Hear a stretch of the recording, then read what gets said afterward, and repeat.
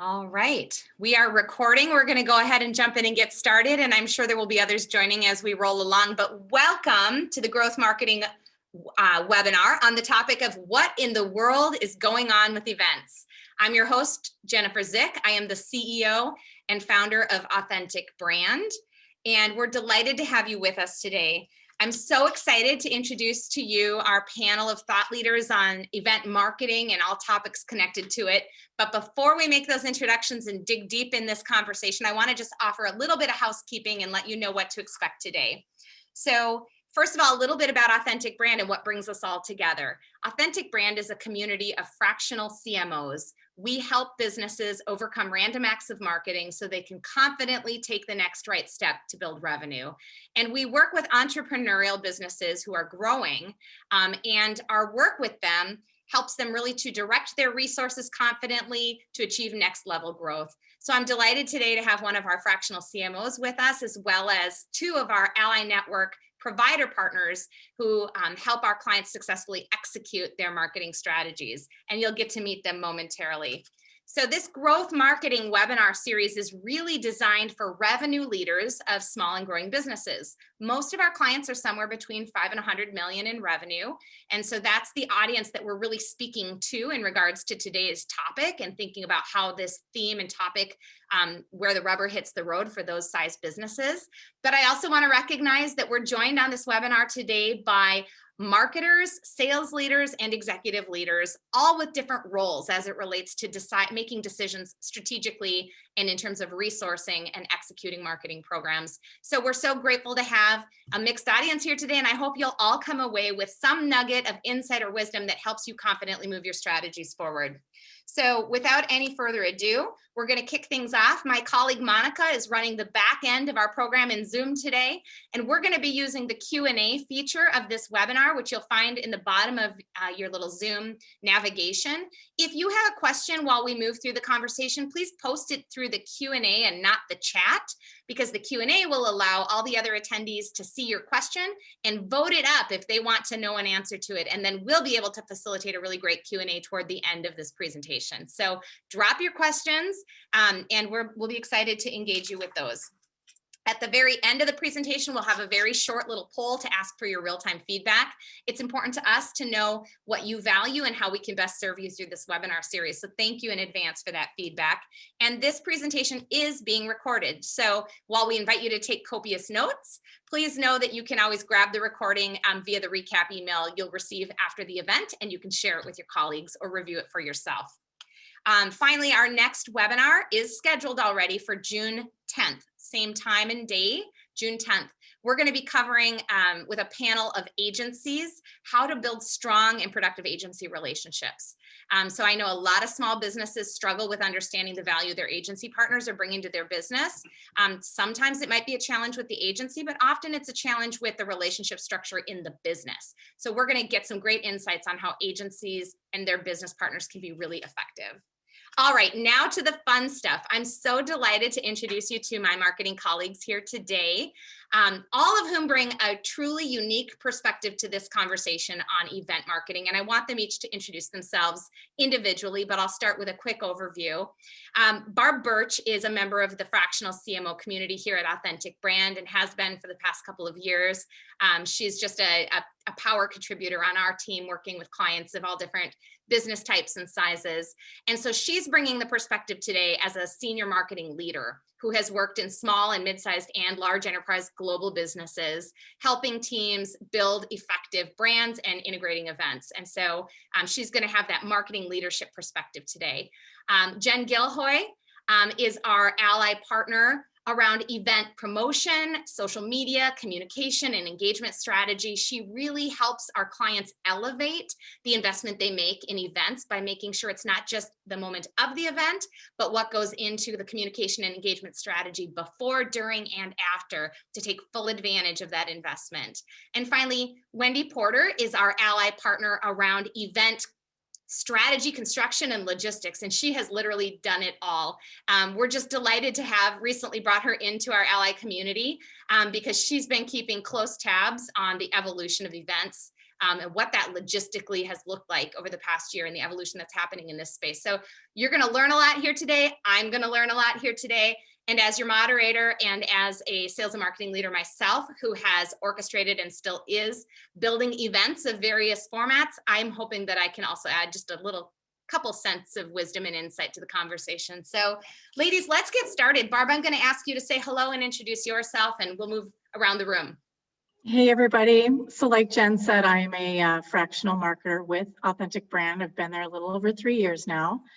So I'm representing the panel as a marketer, where my experience with events has always been navigating budgets, organizing all the things, the attendants that are participating at a show on behalf of both sales and marketing, registration, the lead capture, the strategy around the lead capture, and kind of, teaching those sales reps on what that looks like and how to make that happen, what is most effective, booth design, etc. And if we're lucky enough, we get to work with people like Wendy and Jen to help us navigate all those things. But oftentimes we're doing that all on our own. So I think that we're all going to learn something here today, and I'm really excited to be a part of it.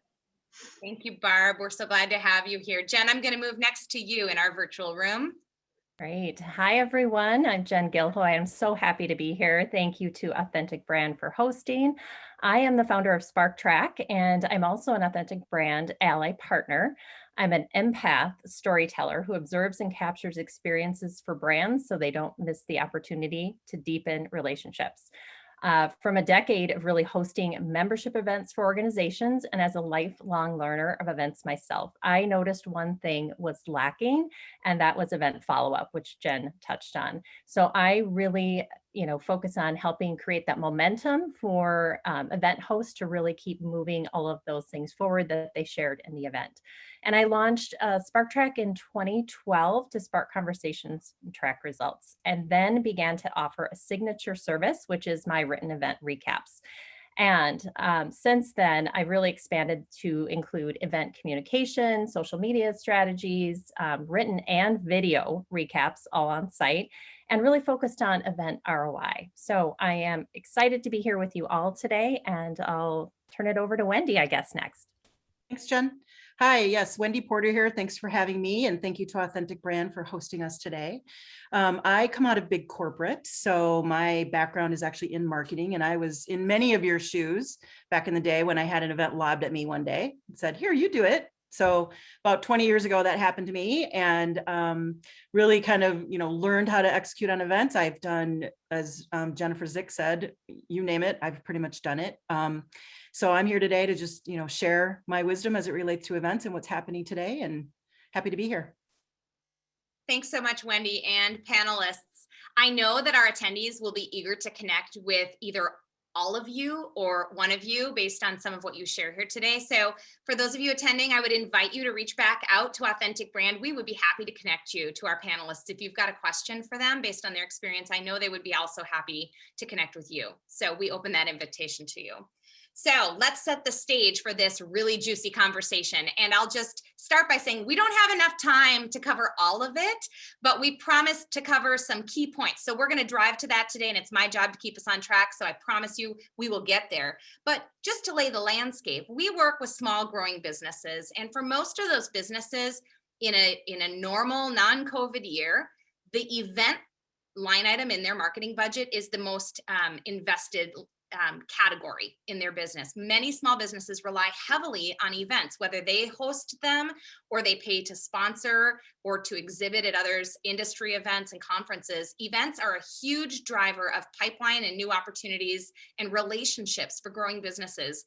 And so most of our clients have been completely upended this past year and sitting in a little bit of a wait and see mode. What's going to happen to the event landscape? Where can we confidently invest money and know that we can drive engagement that's meaningful for our stakeholders? What do we do next? What in the world is happening with events? So Jen, I'm going to start this first question. I'll start with you, but Barb and Wendy invite you to chime in on here. It's literally a whole new world when it comes to event marketing. You've been close to the action from the start, as have all of these panelists. So I'd love to hear your thoughts on some of the central strategies that you're seeing to be emerging in the world now that we've been forced initially to shift to exclusively virtual experience, that landscape is changing to hybrid and the reemergence of in-person. I just got back from my first in-person conference last week, so I can share some of that insight. But what are we learning? What are some of the ahas coming out of this past crazy year? Yeah, well, first of all, whoever titled this event did so perfectly. There's so much to cover. And when I think about the initial shock of just kind of looking at the event industry and being in live events and covering them, that a moment of panic, and then immediately diving into these global and national communities who were coming together to really figure out what events look like. So Wendy, I know you've been involved in the Live Events Coalition. I've been involved in an exhibition global think tank. So staying plugged in, we really have some perspective on that. So I will share with you all three kind of categories of insights. I boiled it down. So there's marketing insights, there's marketing of events, and then there's engagement of events. So in those three categories, I would say a couple of the ahas and marketing insights is related to data and insight. So as a live event person, I was always looking to cover follow-up. And what virtual has shared with us is this richness of measurement and engagement that we can then really learn from and take forward. So I think we're going to continue to see more of that. We're going to talk a ton about hybrid events and why we think that's the way of the future. So that data and actually processing that and using that to fuel what your next engagement with your audience is. Events is a continuum of marketing and sales efforts. So this is what I have preached on forever. And I talk about the event engagement bell curve, where in the past, it really was this spike of energy at 80% of your dollars in investment go into the event itself. And very little thought was given to the pre and post. Now, because of COVID, the curve is flattening. We're thinking about how to engage before and after, which I think as a marketer, I love to see. And I think, working with Barb and people in those, internal marketing roles, it's just going to be more rich for data and delivering on that event. So the second category, marketing of events, I would say what I have seen is we need to deliver more value. It used to be that you would start promoting your event way out in front of it. And I actually was noticing myself getting a little fatigued, getting all these promotional things like register, sign up now. By the time the event came around, I was kind of like, not interested. So what I see happening is, a shorter lead time, especially the more spontaneity that virtual has provided, and then being able to really capitalize and have energy to do what we should be doing after the event. Third category is engagement. So really that, Jen, what you talked about in the beginning, increased diversity, equity, inclusion, the access to events. We are seeing events, triple, quadruple the amount of attendees just because we are making that available virtual. And companies do not want to lose those audiences that they worked hard to create and build over the course of COVID. So I think we'll see that continue forward. I also want to just mention one other huge piece that's coming out of this is looking at where you build your community. And I feel like it was a little bit, Facebook, Instagram, all these other communities that we would post event things on. Now what we're seeing is let's start the community before the event, during, and then move that into Slack, Clubhouse, LinkedIn groups, all these other more intimately, intentionally connected groups after. So I am very interested to see what's happening in those virtual platforms. And there's so much more, but I think that kind of gets us the ball rolling for the conversation. That was a great overview of some major categorical impacts. Thank you, Jen. And it was actually a perfect bridge to the question I'm going to tee up next for Wendy, because you started to talk about in the engagement, which is where decision-making should start, relationship, how technology is playing a role in driving more intimate communities of connection. So Wendy, I want to start with you on this next question, because even before the pandemic, in recent years in my marketing leadership journey, before I started Authentic Brand, there was the emergence of the event app, right? Less printed collateral, less wasted paper, more engagement with interactivity and connection with people. And so the event technology landscape was already starting to grow. What have you seen start to happen as everybody is shifting to virtual, and now as we're looking at hybrid event strategies in the realm of technology? Yeah, well, so at the start of the pandemic, it was a little crazy because we were all being bombarded by look at this platform, look at that platform, which platform should we use? What do we do? And so there was a lot of analysis that was happening by event professionals to try to figure out what was the right platform. And today there are actually 340 different virtual platforms out there. And to be honest with you, a lot of them are very similar. I haven't really seen one that I thought was like just amazingly leaps and bounds above or different than something else, right? So there really is no perfect platform right now. There's really two different kinds, right? There's broadcast technology, which is more like a TV show. So when you're engaging with that, you're thinking about really producing content that's like a TV show. And then there's more like this Zoom platform where we can see all the Brady Bunch boxes and you can collaborate together, right, within a platform. And again, there was no one platform that did both of those things. So what I ended up seeing was really more production companies that were cobbling it together. So they wanted that broadcast experience. They wanted the quality of the experience. They wanted the branding of a broadcast experience, but they wanted the engagement of more like a Zoom platform. And so what technologists have been able to do is actually kind of marry those two, and you put it onto a platform so that the end user really isn't aware that you're actually integrating in a couple of different technologies. And so, you have one broadcasting out and then you're clicking through on an agenda and you're also all of a sudden out in a breakout room and you don't even know that you just switched platforms. So that is something that is happening right now. So it's kind of a wizardry, right, that's happening behind the scenes when you have a professional tech team. It's really still evolving. I think things are getting better. Zoom, for example, is adding elements now that they've seen are important. So like lower thirds. So in a broadcast, when you see someone's name pop up on the bottom, Zoom is now starting to add those types of elements that you can only get, or historically could only get, in a broadcast situation. And there's a couple things you want to think about as you're thinking about your platforms. You want to think about, internet speeds and what's happening, between the two ends, between your production side and your end user. And then you also want to think about your quality of equipment. Oftentimes it doesn't really matter what platform you're on. It's about the camera quality. It's about the microphone quality. It's about the lighting. So I was just on a call yesterday that was actually on a platform called StreamYard. And we had two different people on the call. One person was on their computer camera and the other person was using a high-end HD camera. And the look of the screen was 100% different. So it wasn't about the platform, it was about the quality of the camera that they were using. So those are some things to think about. Trade show tech, when you're talking about trade shows, that has been very hit or miss in the last year. There's some amazing 3D platforms out there that kind of create that 3D exhibit hall experience virtually. But we have found that A, those are extremely expensive, and B, they frankly just don't work that well. Really, when you're creating a 3D booth, you're just creating a website, right? You're just creating a landing page. And so it's got to be more about the sponsorship elements and the engagement that the sponsorships are bringing and other ways you can engage with the end user than it is about creating that booth, which really isn't that effective right now and doesn't really differentiate companies very well. Talking about some of the coolest platforms that I've seen or technologies that I've seen. So I mentioned StreamYard. This is a relatively new company, started in 2018 by a couple of guys that were actually in the gaming industry.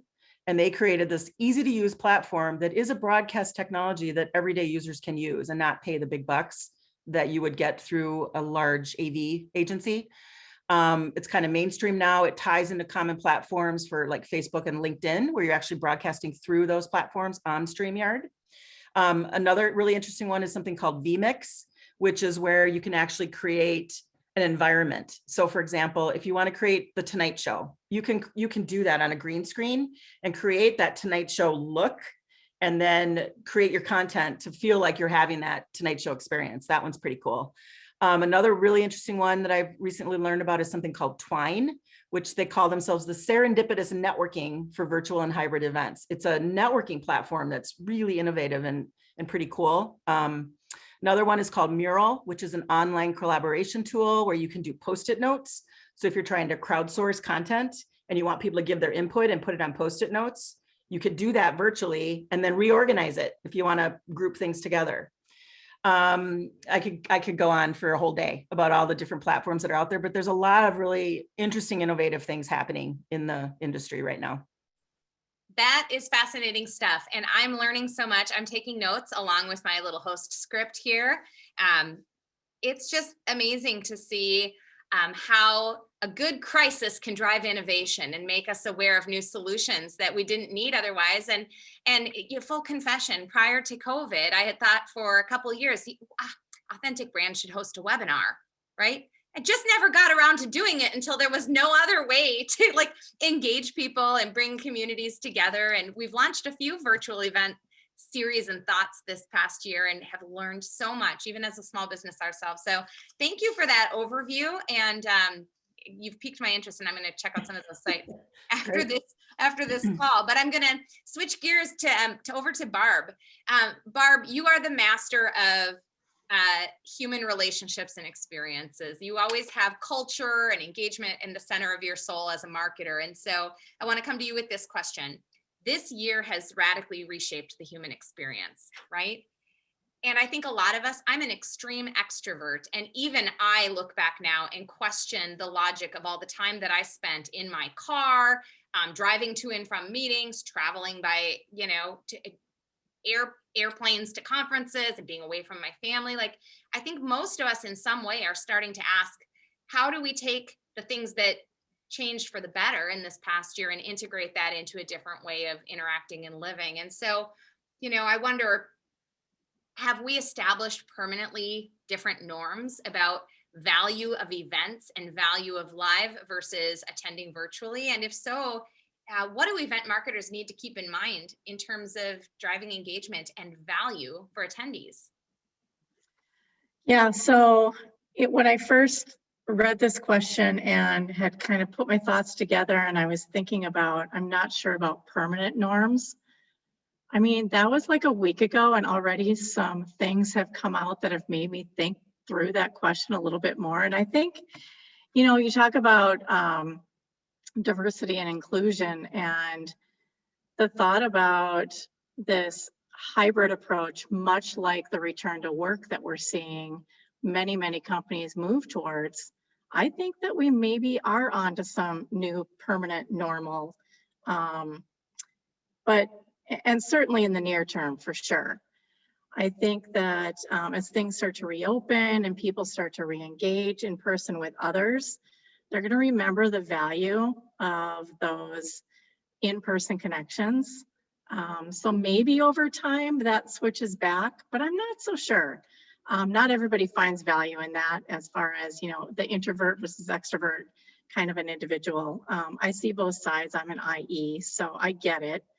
I stopped in a couple weeks ago at a pretty well-respected exhibit design company here in the Twin Cities because one of my clients had rebranded, and we're looking at, new trade show booth and exhibits. And I told the contact there that I wanted to get ahead of things before things started to reopen and they got really busy. And he's like, oh, we're already seeing it. So I think there's, a little bit of both. So note to all you marketers out there, if you need to redesign your booths, get on it.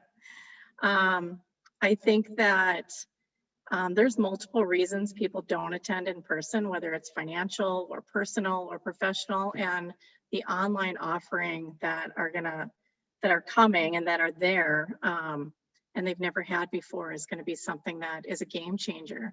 And on the side of the company that's hosting, or the group that's hosting, it's maybe an additional income stream that they hadn't had before either. So I think we're going to see that here to stay for a while.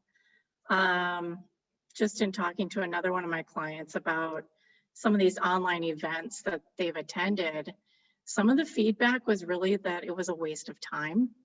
It was good for the people attending, but not so great for the exhibitors. They weren't able to interact. They could see people coming into their booth, but they weren't able to connect with them unless the person coming to the booth chose to. And we all know how that goes. It's like an act of God in person to try to get somebody to come in and listen to your spiel, right? So I think, I know the sales teams are jonesing to get back on the roads and meet people in person for that reason. So I want to add to that. So from an experiential standpoint, I think there are different ways that we can be looking at events. So I think, when you're in person, you think about the 5 senses, right? And you can still do that with virtual events. So think about the music that you have when people are joining. What do you have on screen? What do you have during Right. breaks? Think about sending them a gift box ahead of time, right? So they can get a treat and have something for taste. They can maybe put a candle in it or essential oils. I've got a great company that's doing scents for events, and they will customize it to the client. Think about, as I mentioned before, the microphone, making sure the quality of the sound is really good, right? Just trying to integrate in all the 5 cents like you could do in a live experience. Try to replicate that. Even though it's virtual, there's still ways to do it. And that leads to memories, right? And mind stamping and people remembering the event that you put on.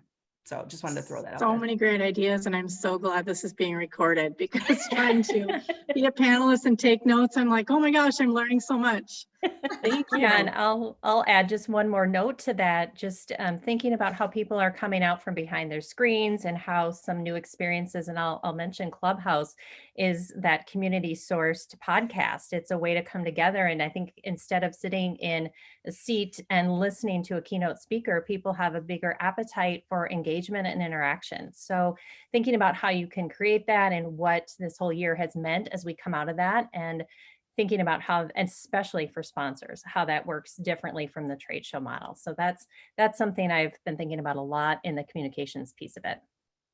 Well, because any of us who've ever built an event know that events don't float without sponsors, right? Sponsors are the lifeblood that make it possible to put an event together in the first place, and then hope that you might get some revenue or offset additional costs through tickets and registrations if it's a paid event. And so that really is a great segue into this next question, because Barb, you mentioned that businesses and organizations are uncovering through a virtual audience potentially new revenue streams through ticketed events.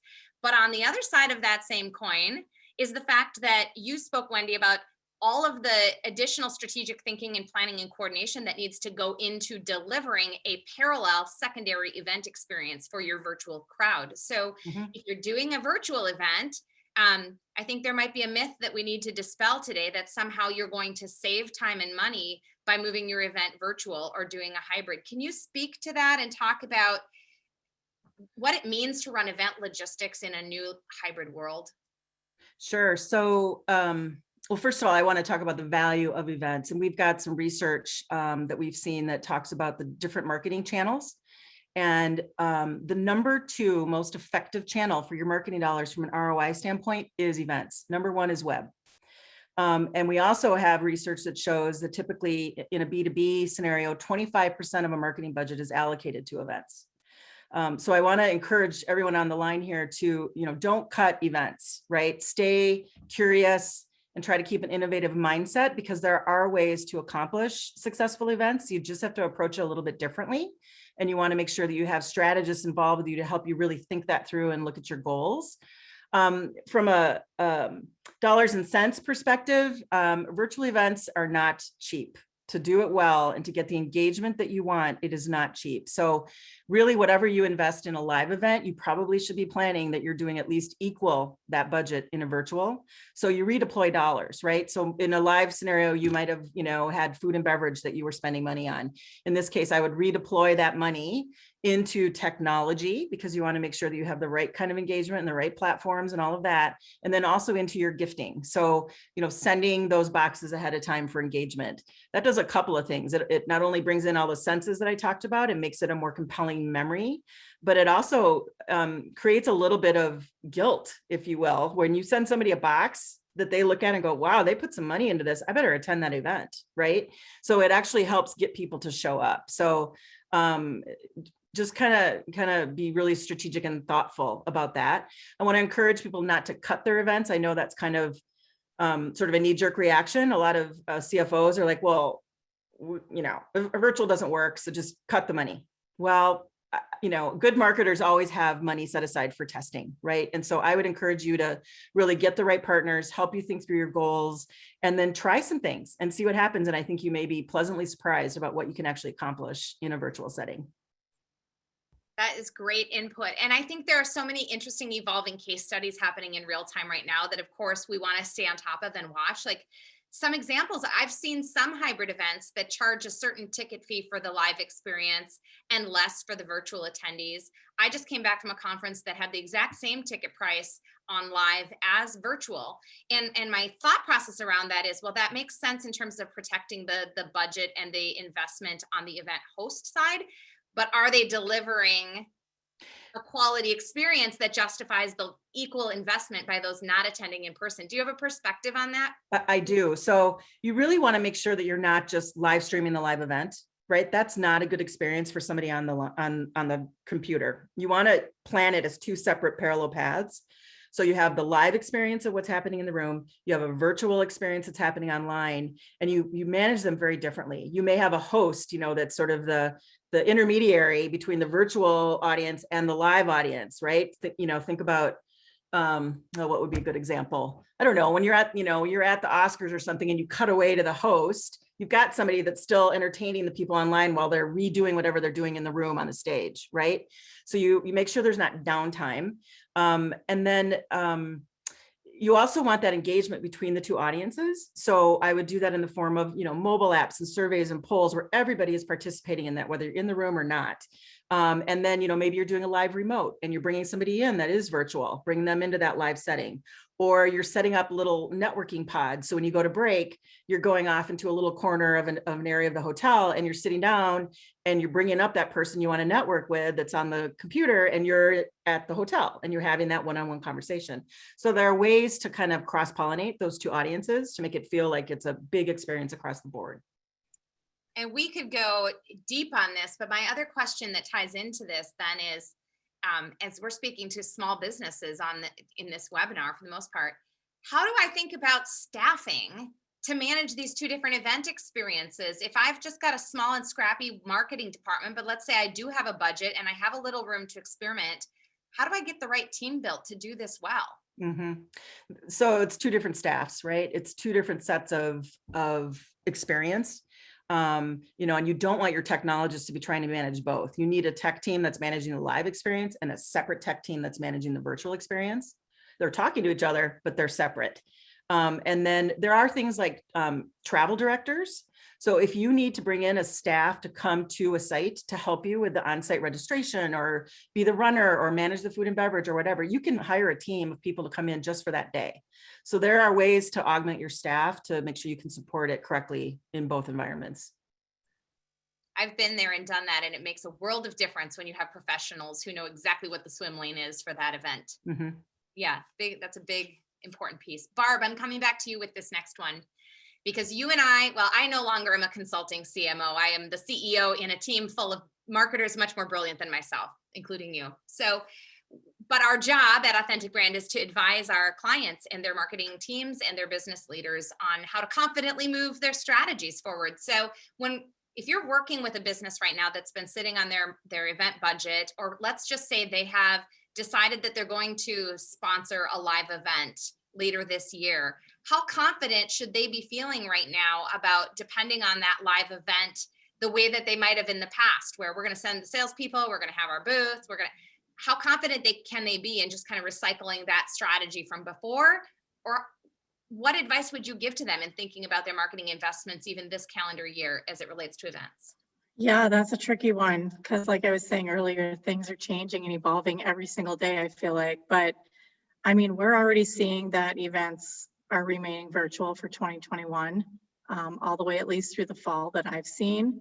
And it's probably for a lot of reasons, right? There's not enough information on the various strains of the virus that are kind of starting to come in.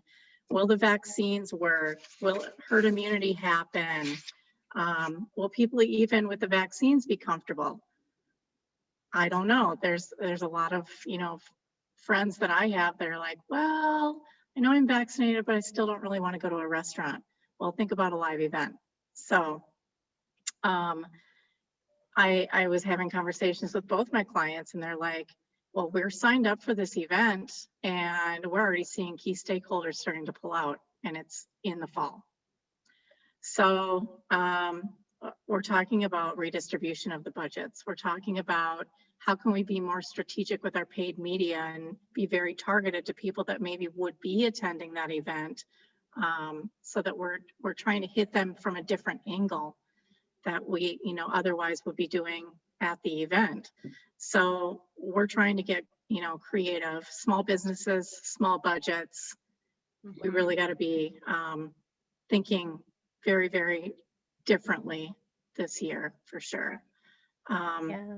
With the other things that we've talked about today around efficiencies and cost effectiveness of virtual and introverts loving this new way that's been adopted, I wouldn't feel confident that our investment in a live event is worthwhile. I think you'd have to convince a lot of people. Jen, were you about to chime in on something?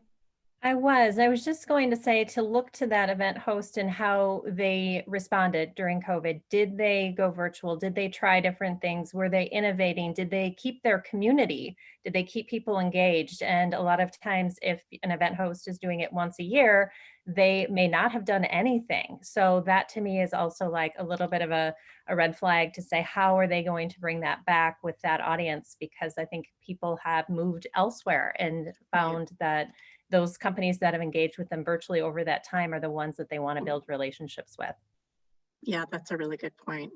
I mean, I think as concerts and sports venues begin to refill, we start hearing the positivity rates going down and things with the virus start to decrease, and hear more stories like that, events could start to make a comeback and make people feel a little more comfortable. But I think maybe these smaller events, attending smaller events and working your way back into a larger event is maybe what we're going to see too. Yeah, I agree. I think it's going to be regional, small regional. And then with the social side first. So weddings, and we'll start to see the outdoor concerts and all of those things. And then we'll kind of see what's happening as it relates to how COVID responds. Right. And then we'll start to see corporate. I think corporate's going to absolutely be the last segment to come back. Yeah. Well, and I'll chime in with my own little case study. And I'm about to get on a plane tomorrow to go to a friend's wedding who had to postpone for a whole year their wedding. So I'm so excited. There'll be a mega celebration. But I said last week I got to go to my first business conference and I was analyzing everything, knowing this webinar was coming up. I'm like, I'm going to bring home a case study. But this was what was fascinating to me. Because Wendy, when we did our prep call for today's talk, you shared some slides with some really striking data about general population's comfort levels as it relates to shopping, dining out, going back to work. And at the very lowest comfort level, it was live events, right? Large group live events. So it is an obstacle to overcome. However, the conference that I went to last week was in Houston, Texas, which is fairly open. The audience were entrepreneurs of small businesses. So they, by nature of who they are fiercely independent and risk takers, right? And so this conference saw 1,000 people live at the event and 400 online. And everyone who was there was delighted to be there with people again. And they were in a position of authority in their own businesses to make the choice, to take the risk, to be there. And I think that's why it worked for that population. I'll use my husband as an example of what might not work. He works for a large Fortune corporate brand in a specific department, in a specific role. He thinks it's crazy that one of their vendors reached out to him recently to ask for a coffee meeting. He's like, whoa, too soon, too soon. Large corporations aren't necessarily funding business travel yet for their employees. So depending on your event audience, who you're looking to engage, do they even have the power to make the decision to be there in person and travel? Do they have the support of their organization to participate in that way yet? And are they likely to be the risk takers? Like, you got to know your demographic really well. So I think the bet played well for the conference I attended, but for others, it might completely fizzle out. Yeah, and we've actually seen that. So one of my clients was planning to attend a conference here in June, actually in Texas. And when Texas lifted the mask mandate, everyone was like, nope, not going. And they literally canceled it, and we've shifted it to virtual. So yeah, it just totally depends on the audience. I can tell you that none of us going into the conference in Texas, even though the large hotel chain had policies communicated and in place, they certainly were not enforced. And so masks were on for the hot second of getting everyone through registration, and then masks were gradually lost, right? So That's just the reality of the world right now, and trying to navigate people's various comfort levels in a large group environment is really tricky. But it also, I felt a little bit of light at the end of the tunnel being at that event and seeing that people were really excited to be there and really excited to be together. So, all right, Jen, I'm bringing this next question back to you, which is, what specific advice would you give to entrepreneurs and revenue leaders in both sales and marketing as they consider their go-to-market program for the next 1 to 2 or even beyond years specific to events? What should they be thinking about now?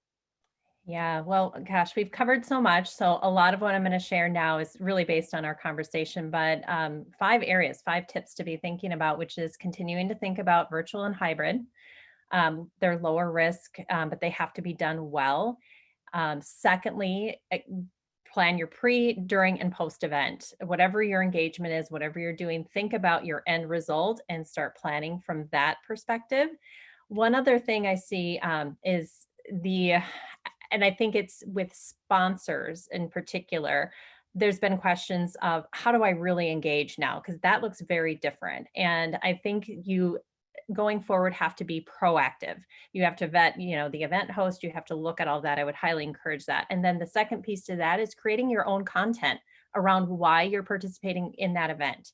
I think that's a huge, and always has been actually, a missed opportunity. So creating that beforehand really helps you engage at the event itself. And then also thinking about shared experiences. So this, again, I think applies to trade show and sponsors where typically the sales pitch is the focus of that. And what I'm seeing and hearing now is let's have some shared experiences, however you create that, virtually or other, that are actually kind of fun and engaging. And then the follow-up, the sales pitch comes later. So be thinking about that mindset.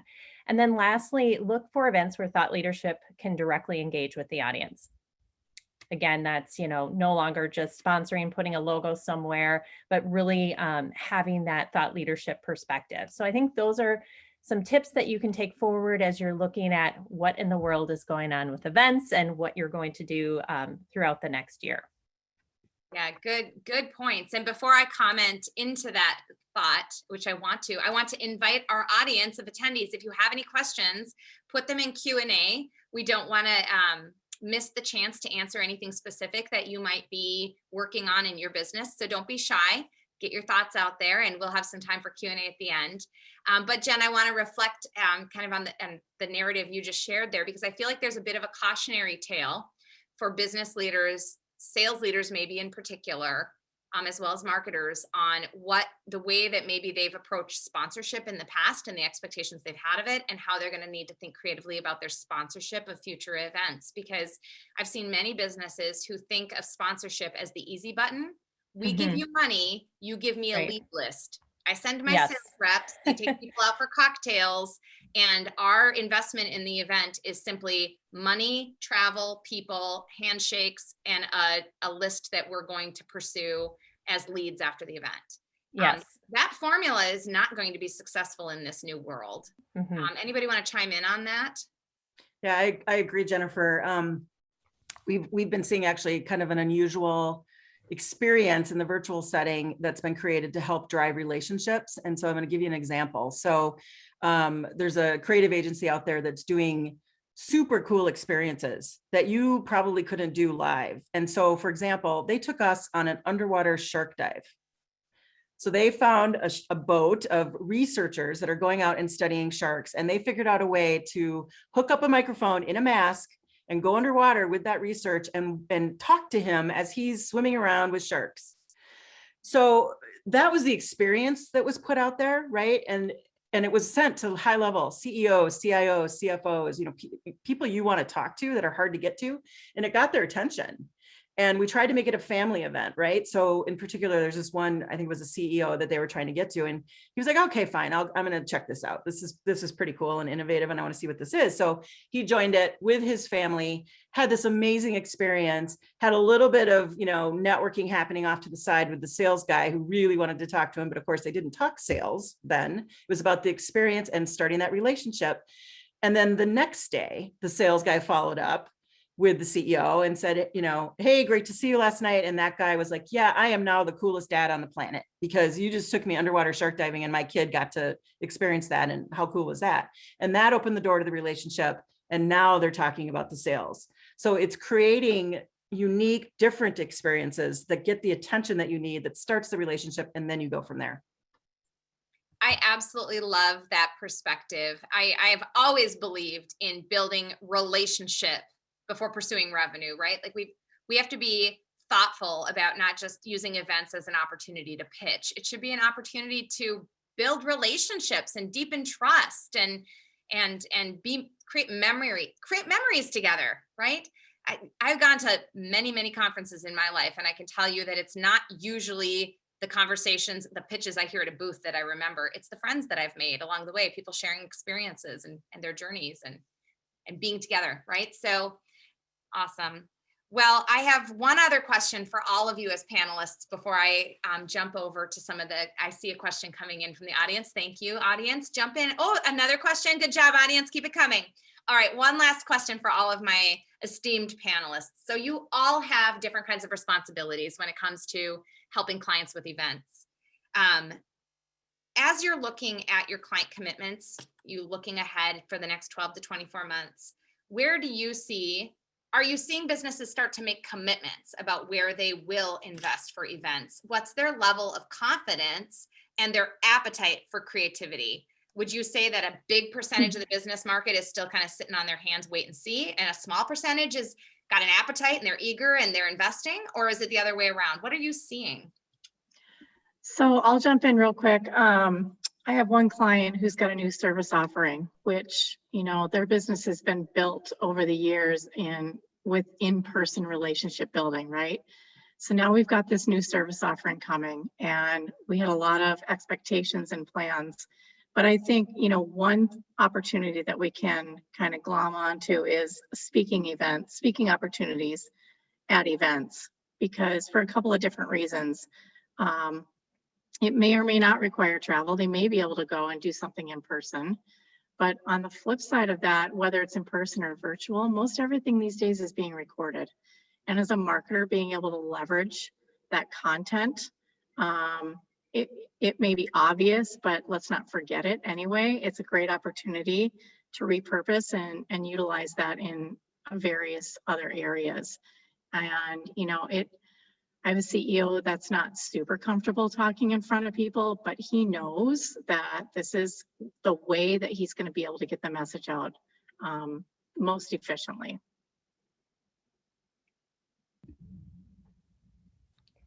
Yeah, agreed, Barb. Just thinking about one particular client who has now embraced shorter meetings that are virtual only for the rest of the year. And because they have committed to doing 6 more meetings throughout the year, they're actually really looking at their in-house team and how they can invest in training them to do some aspect of the event, and then working with myself and a team to be that overall expertise. And, you know, Jen, you mentioned in the beginning, when before we hopped on here, that investment of that first event that you do that's new in this virtual, maybe a hybrid space, is a heavy lift. But after that, then you can take lessons learned from that and really streamline that and find some efficiencies, and also, you know, educate your employees on moving all the technology forward that they need to know. Yeah, and I see corporate staying virtual really for now. I think we're going to be shifting into hybrid, but the challenge with hybrid is it's expensive. It's also a lot more, you double your budget basically if you want to do hybrid. And then for planning purposes, it's about 2.5 times the amount of planning time to do those 2 parallel events. And so I think that's a challenge. We need to plan forward for that if we're going to get to that, because most everybody doesn't have budgets to double, right, in the short term. So that's where I see it heading.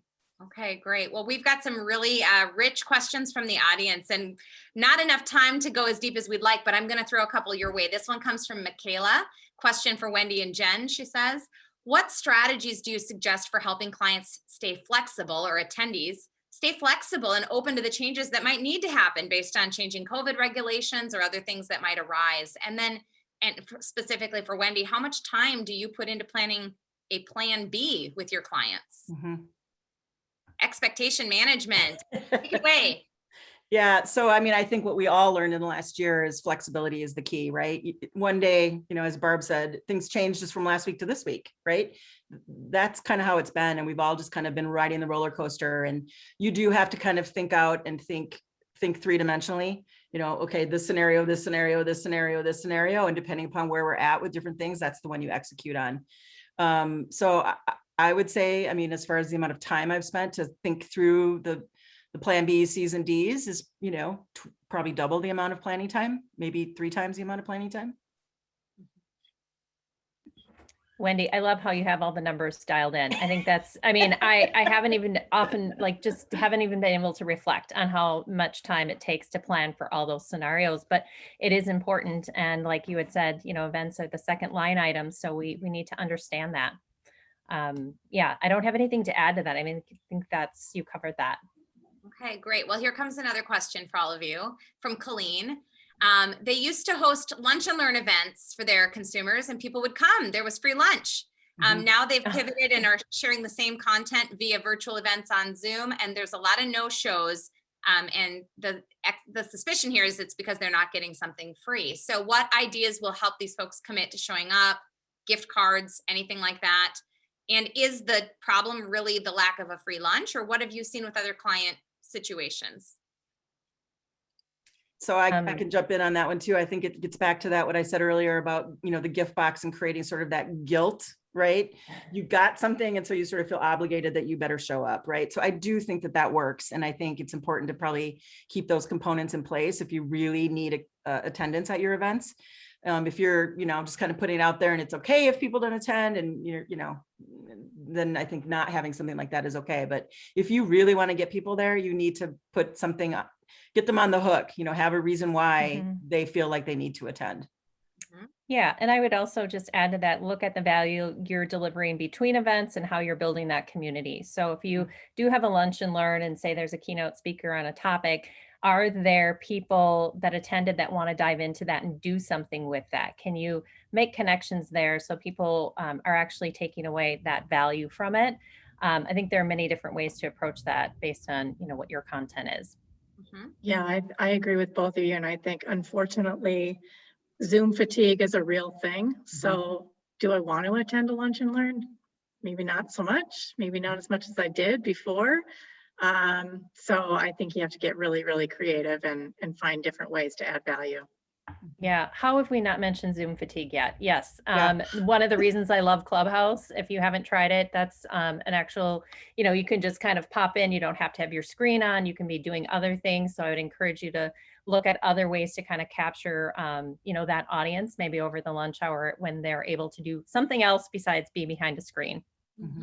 Well, I just have to give a shout out to all of you ladies who aren't showing any Zoom fatigue in today's conversation, and to you attendees who've hung on the line and have great questions for us. So here comes another one from Pamela from Ecuador. So thanks for joining overseas. What do you think about the fact that people have developed a necessity, demand, or expectation that online events be free?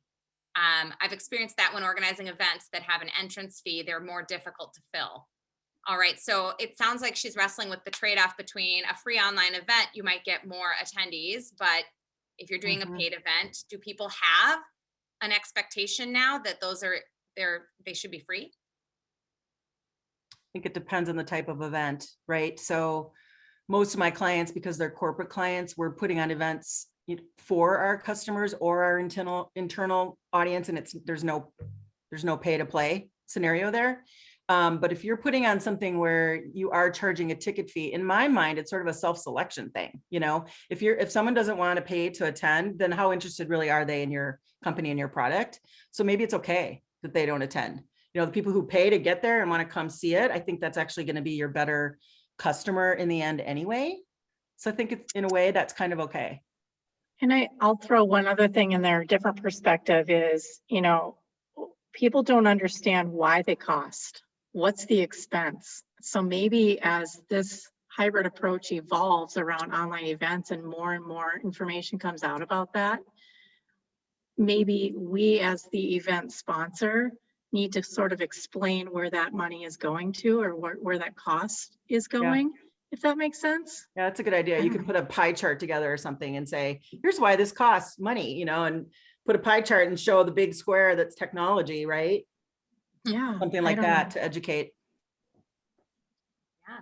Well, here comes a specific question, a very industry specific question. So I'll invite all of you to put on your strategy hats for a moment. If we can give a brainstorm back to Michael, who's asking, one of our businesses is a co-working space.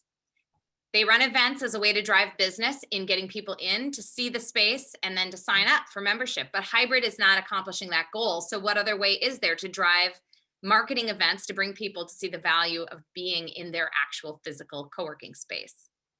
Okay, so there's a really cool technology that's a 3D experience. You guys have probably seen this, like when you're looking at a house maybe and you want a tour of the house and you see the little dots on the floor as you're driving around the house. You could actually do that in the space. So create a video, and I know the name of the technology, I'd have to look it up, but it's pretty easy to set it up. You take maybe 9 pictures of your space, put it into this platform, and it creates that virtual tour for you. That's one way that I would accomplish that. And then I would tie it into some sort of fun online experience to get the people there and then do the tour as part of that conversation. Yeah, and I'll also add to that, I am part of a co-working space, and there is almost like a little something tangible thrown into those events to get you to come into the space. And it's mostly been books, so author talks and some other value you're getting from it. And you get a tangible book after the experience, and then the networking piece of it as well, because people want to know who are also part of this community and why would I be drawn to that. So you're can look at it more holistically from all of those kind of perspectives of what that person wants to learn. That's a great point. And I should say, Wendy, to your idea about the 3-dimensional tour, my oldest daughter is graduating high school this month, and we were navigating college selection during a really difficult time to do that. We had seen a couple colleges in person before the pandemic hit, so she at least knew what a college with kids and students looked like. But we had to do a lot of our reviewing virtually. And I was really grateful that colleges innovated pretty quickly to provide 3-dimensional tours that allowed us to feel like we were standing on campus, seeing those spaces. It wasn't the same. It can't replace an in-person experience, but it can augment really effectively. Yeah, we're seeing that with hotels too for site visits, where they're getting them up online so you can virtually plan ahead and not have to travel there. Yeah, absolutely. Well, we're getting right down to the wire, and I have 2 questions, but I only have time left for one. So I'm going to pick the one at the top, which is these are both from Anonymous. Thank you, Anonymous. Regarding follow-up to events, what are some specific ideas, whether that be content, media, calls to action, that you would recommend? I think a recording of the virtual event is somewhat obvious, but are there any other ideas you've seen success with? Yeah, well, that's kind of what I've built my business on is, the immediacy of it. So thinking about capturing the event experience for attendees and the immediacy of following up, having something in their inbox or something to offer the very next day, because there's that 24-hour window of, I just had this great experience with your brand, I want to do something. So that is, I believe, the event host role. And typically what I still see going on is, surveys and content coming out weeks later, which can be fine, but I think it's worth it to look at that immediacy and what you can provide. And then thinking about that again, way at the onset. So don't wait until the day before the event or the event itself to go, oh, this is really great content. It's great. Just plan to share it post-event. Wonderful. Well, attendees, this has been a wonderful conversation that I hope you've all gotten some little nugget of wisdom or insight that's going to help you confidently move your strategies forward. Panelists, I just love you to begin with, but I love spending time with you virtually and can't wait to spend time with you all in person sooner than later. Like my hugometer is like ready to get to work. So beware, make sure you're fully vaccinated and come on over for a hug. But before we officially conclude, I'll say goodbye now, because once we run our survey, this webinar will automatically close. But before we do that, I want to invite all of you attendees to take a really quick survey. Monica, I think we've got that ready to go. So that will launch as we conclude. So please give us your feedback. We value you. We value you being here with us today. And again, best wishes in your continued growth. And panelists, thank you so much for sharing your wisdom and time with us today. Appreciate you. Thank you. I learned so much. Thank you. Thank you. Bye. Bye, everybody.